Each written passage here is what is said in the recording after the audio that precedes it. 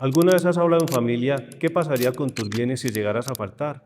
¿O ese es uno de los temas que simplemente prefieres evitar? Bienvenidos a Más que tu espacio, un podcast de Matiz Inmobiliaria, donde hoy trataremos un tema muy interesante, las sucesiones. Para ello nos acompañan Edison Vázquez y Santiago Montes, abogados de Matiz Inmobiliaria.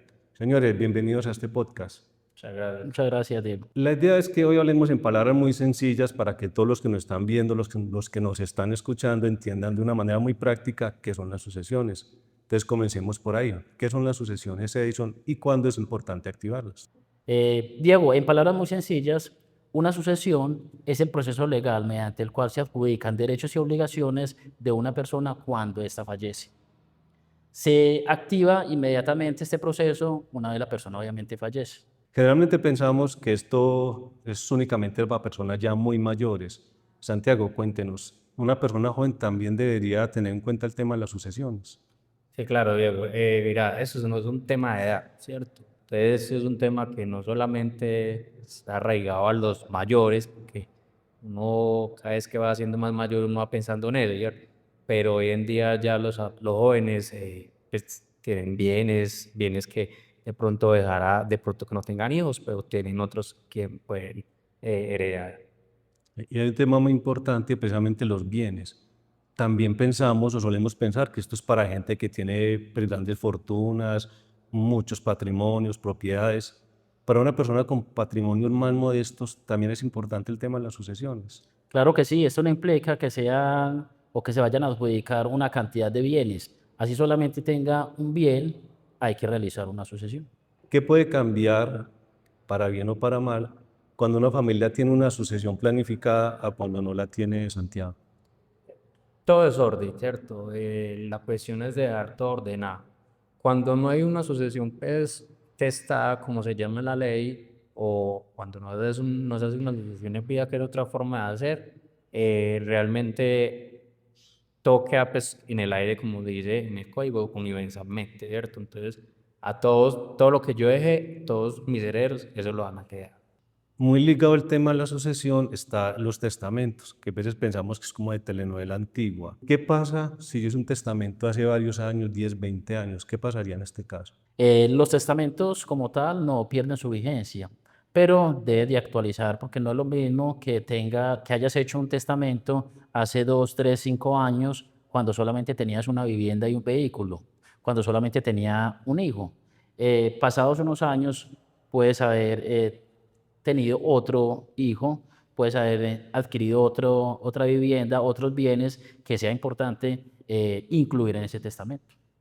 En ese tema se va poniendo súper interesante. Si alguien quiere compartirnos un comentario, una historia, un caso real, lo puede dejar aquí en los comentarios y eso nos puede servir a todos los que estamos viendo el podcast para seguir un ejemplo de lo que se debe y lo que no se debe hacer. Bueno, ya entrando un poco más en tema, ya teniendo un poquito claro qué es el testamento, qué es una sucesión, ¿qué pasa con una persona cuando fallece si no dejó claro un testamento?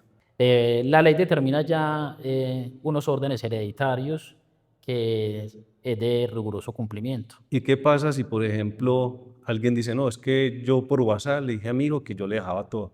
¿Qué puede pasar en casos como estos? No, a ver, eso no es así tan fácil. Hacer un testamento tiene su rigurosidad, ¿cierto? Tiene sus formalismos, tanto una notaría, que testigos y todo. Si no, entonces, pues, no sirve ese mensaje. Uno puede tener el deseo y el ánimo de dejarle todo ahí, pero no es parte. Para acotar, Diego, dentro de las solemnidades que decía el doctor Santiago, el testamento se hace bajo escritura pública, se hace con unos testigos. Entonces, no es simplemente la voluntad de querer dejarle un bien o unos derechos a otra persona, sino obviamente cumplir con las formalidades que exige la ley. Bueno, y así también en términos muy sencillos, según la ley, ¿quiénes son considerados herederos y qué porcentaje les corresponde? Bueno, digamos que la norma como tal o la ley trae un orden hereditario. En primer grado tenemos los hijos, en segundo grado tenemos los padres, en tercer grado van a estar los hermanos, en cuarto grado otros familiares y como último serían el ICBF. El tema de los hijos, pues, este es excluyente de todo, ¿cierto? Si hay hijos, ya no hereda nadie más. Y precisamente, ¿qué pasa si una familia tiene un hijo adoptado? ¿Este hijo adoptado hereda igual, en igual proporción o alguna diferencia en este caso? Sí, no, todos serían en igual proporción. La ley los determina como por cabeza. Anteriormente la ley pues sí los determinaba como los hijos adoptivos o los hijos fuera del matrimonio, que eran pues los mal llamados Hijos extramatrimoniales. los extramatrimoniales o los bastardos que los decían pues por ahí en la costumbre. Pero todos hoy en día heredan igual, todos son iguales ante la ley. Bueno, y en la práctica, ¿qué diferencias hay entre una sucesión con testamento y una sin testamento? Es muy sencillo. Cuando una persona tiene la voluntad de adjudicarle unos bienes a sus herederos, realiza el testamento que se hace a través de escritura pública, lo hace en vida, ¿cierto? Donde va a plasmar su voluntad de cómo va a adjudicar sus bienes inmuebles. Mientras que la sucesión es la potestad que tienen los herederos de iniciar el trámite para adjudicarse los bienes del fallecido. ¿Y qué pasaría si una persona que hace el testamento lo hace en otro país, no sé, está en Argentina, en cualquier otro país? ¿Ese testamento sigue siendo válido acá en Colombia o qué tendría que hacer en ese caso? Diego, sí, hay una figura que se llama el exequatur, ¿cierto? Que es una forma de legalizar lo que hay en el extranjero acá en el territorio colombiano. Es decir, tendría que iniciar ese proceso para hacerlo legal acá. Sí, así es. Definitivamente este es un tema muy interesante y comienza uno como a ubicarse o a pensar por lo menos qué pasa en mi situación frente a mis padres, pero también frente a mis hijos. Hay varias formas de dejar dinero, como las cuentas bancarias, los seguros de vida, pero ¿cuáles de estas entran dentro de una sucesión y cuáles no? Bueno, acá hay que separarlos de la siguiente manera. Hay, por ejemplo, cuando una persona tiene un seguro de vida, esos seguros de vida ya tienen un beneficiario determinado. Entonces ahí no hay que obviamente realizar la sucesión porque ya está determinado quién va a ser el beneficiario de ese seguro. Lo mismo pasa con los fondos de pensiones, con las fiducias, que son dineros también que, un ejemplo, un padre puede generar una fiducia a nombre de un hijo para el estudio futuro. Entonces, esos no entrarían dentro de la sucesión. Ok, y aquí estamos pensando, digamos, desde lo positivo, lo que heredo, digamos, a mi favor.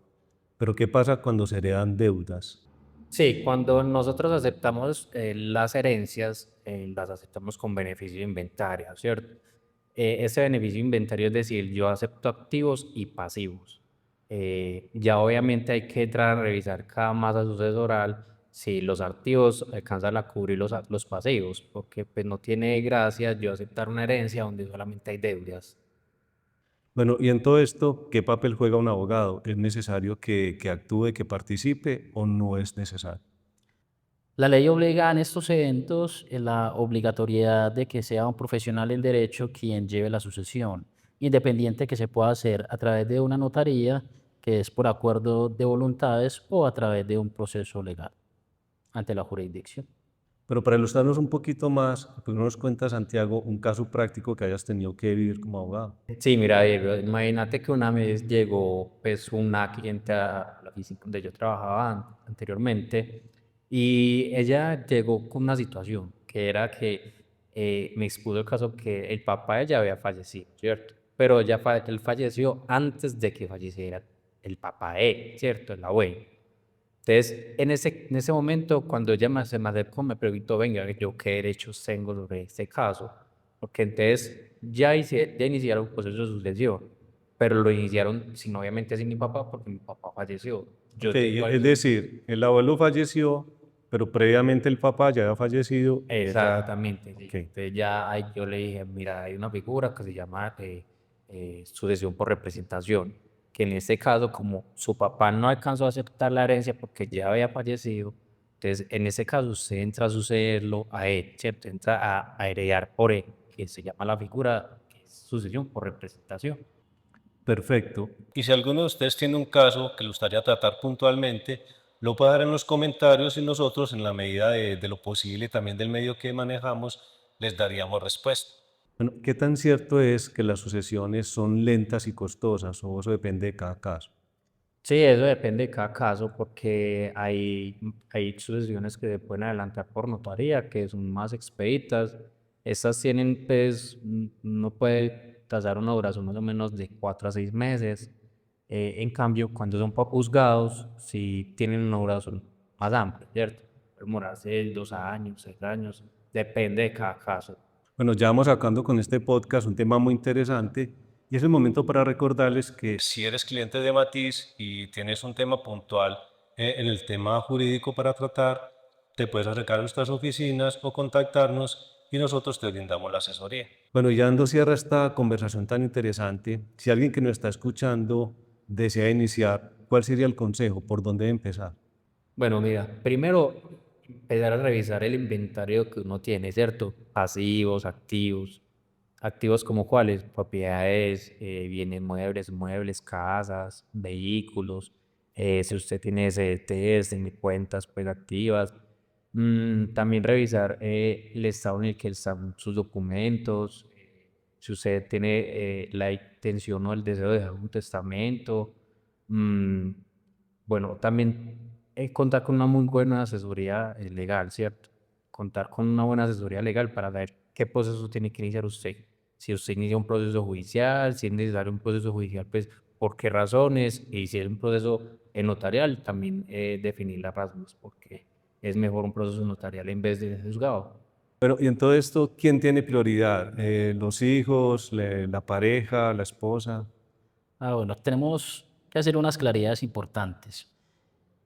Cuando contraes matrimonio se crea lo que legalmente se llama la sociedad conyugal, o cuando convives con una persona fuera del matrimonio, se puede establecer la unión marital de hecho.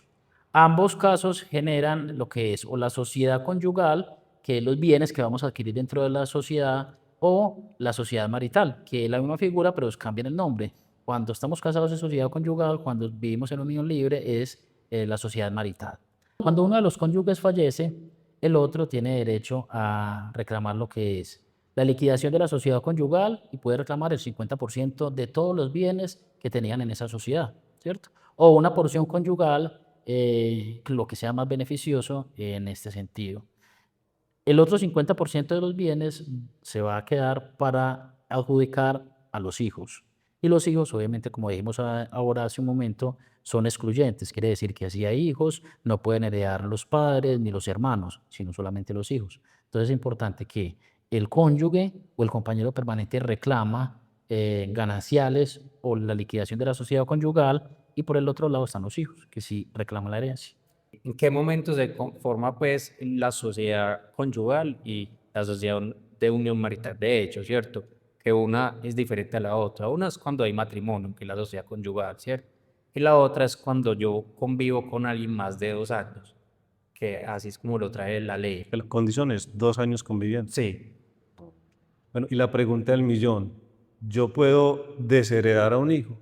sí, hay un mecanismo que el Código Civil lo menciona, que es declarar indigno a un hijo, pero eso tiene sus causales específicas en la ley, que es, por ejemplo, no sé, matar al propio padre para yo heredarle.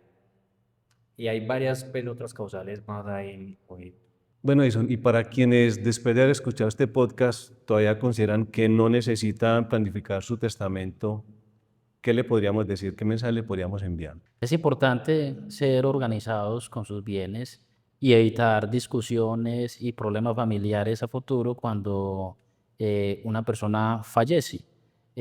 Las herencias destruyen familias, entonces es prever que eso pueda suceder cuando en vida yo puedo dejar organizado la distribución de esos bienes muebles, inmuebles o activos u obligaciones que tenga dentro de ese inventario. Por eso es importante planearlo, organizarlo y evitarle dificultades a las familias. Bueno, Edison y a Santiago, muchísimas gracias por acompañarnos y por toda esa información tan valiosa que nos compartieron el día de hoy. Muchas gracias a usted, Diego, por la invitación. Diego, muchas gracias a ti. Y si llegaron hasta aquí, felicitaciones porque ya dieron el primer paso, informarse. Gracias por acompañarnos en otro episodio de Más que tu espacio, un podcast de Matiz Inmobiliario. Nos vemos en el siguiente capítulo.